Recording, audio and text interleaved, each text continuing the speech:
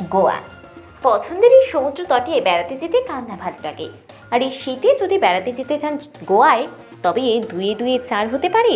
একেবারে বিরল অভিজ্ঞতা হতে পারে, যা 10 বছরে কেবল একবার দেখার সুযোগ মেলে। গোয়ায় শুরু হয়েছে এক অনুষ্ঠান। 21শে নভেম্বর থেকে শুরু হয়েছে, যা চলবে 46 দিন, অর্থাৎ 5ই জানুয়ারি পর্যন্ত। আর এই মূল অনুষ্ঠানে যদি গোয়া যেতে চান, তবে সোনায় সোহাগা। সব ধর্মের ঈশ্বর বিশ্বাসের সঙ্গে জড়িয়ে রয়েছে এই গোয়া। একদিকে যেমন খ্রিস্ট ধর্ম, অন্যদিকে বৌদ্ধ ধর্ম, আর তার সাথে হিন্দু ধর্মের এক অসাধারণ সমন্বয়। গোয়ার অনুষ্ঠানের সঙ্গে জড়িয়ে রয়েছে অলৌকিক নানান গাঁথা।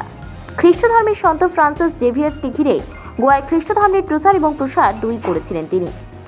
10 বছর অন্তর অন্তর গোয়া একটি বিশেষ অনুষ্ঠান হয়, তা ওই সন্তের জন্যই। 500 বছর আগে প্রয়াত ওই সন্তের দেহাবশেষ রাখা হয়। বিশ্বাস করা হয় ওই দেহাবশেষের দর্শনই হয় পুজো।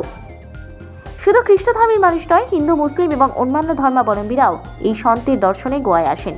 46 দিন ধরে চলবে এই বিরাট অনুষ্ঠান। 2014 সালে শেষবার খুলেছিল এই অনুষ্ঠান এবং সিন্ধু। 2024 সালে আবার সিন্ধুক বন্দী সন্তকে দেখা যাবে। 1954 সালে সন্ত জেভিয়ার্সের মৃত্যুর পর থেকেই তার দেহাবশেষ নিয়ে আসা হয় গোয়ায়। কোথাও চামড়ার টুকরো, কোথাও হাড়ের, কোথাও সন্তের পরনের কাপড়ের টুকরো রয়েছে। সন্তের মৃতদেহে পায়ের একটি আঙুল কামড়ে নিয়েছিলেন এক ভক্ত। পুরনো গোয়ায় ব্যাসিলিকা বম জেসাসে থাকলেও প্রদর্শনীর কয়েকটা দিন সন্তের দেহাবশেষ থাকে বাইরে।